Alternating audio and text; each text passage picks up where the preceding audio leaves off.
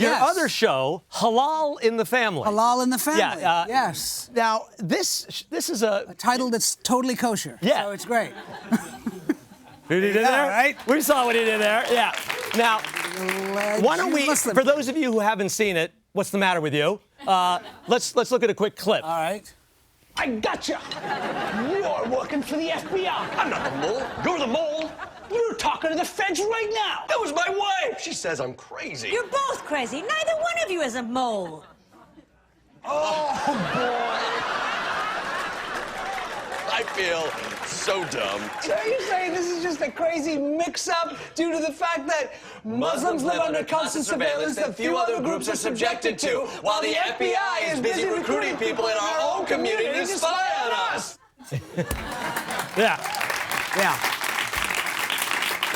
Thank you. So there's obviously a lot going on there. We've got the parody of the sort of 80s comedy. Yeah. And we've got obviously a pretty serious commentary on. Yeah, you know, it all started.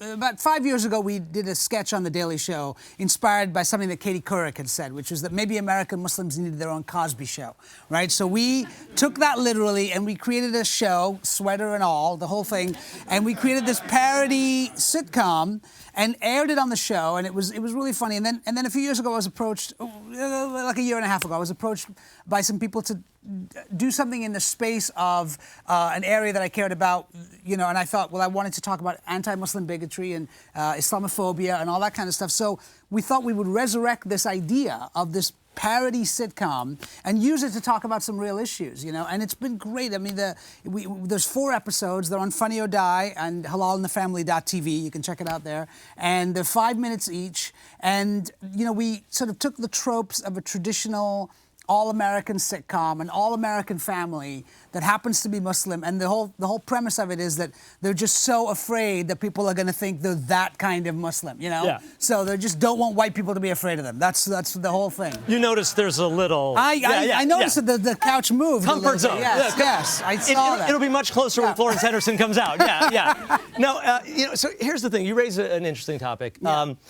Whenever an extremist Muslim has an attack, shall we say, Right, or yes. Performs an attack. As an attack, you mean like a little angina, epileptic or a little something? angina, Yeah. a little angina, little angina attack. No, when there's a terrorist attack, they always turn and say, "Where are the moderate Muslims?" Yes, right. You know, why aren't the moderate Muslims speaking out? Well, that's the thing that always happens, right? Like if somebody walks into a place and, you know, does some horrendous thing and then yells Allahu Akbar, you know, then everyone's like, Islam, it's Muslims, that's the problem. But, you know, white people can do, like, kill people, maim people, and they're like, they're just bad parenting. That's what happened there.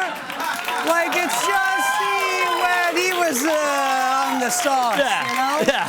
So why, you know, all white people don't get thrown under the bus, you know, when one crazy white person goes up and does something. So it's, you know, there's stuff like that we try to address on the show a little bit. Now, originally it was called The Cosby Show with a Q. It's the Cosby Show. Right. The Q-U-apostrophe-O. I have to spell it out. Yeah. And that's your character's name. Yes. But you know, but the title of the show is Halal in the Family because we really were also inspired by shows like All in the Family, you know, which really dealt with a lot of social and political issues of its day, and so we wanted to sort of pay homage to that as well. But you're sort of in the Cliff Huxtable role, though, right?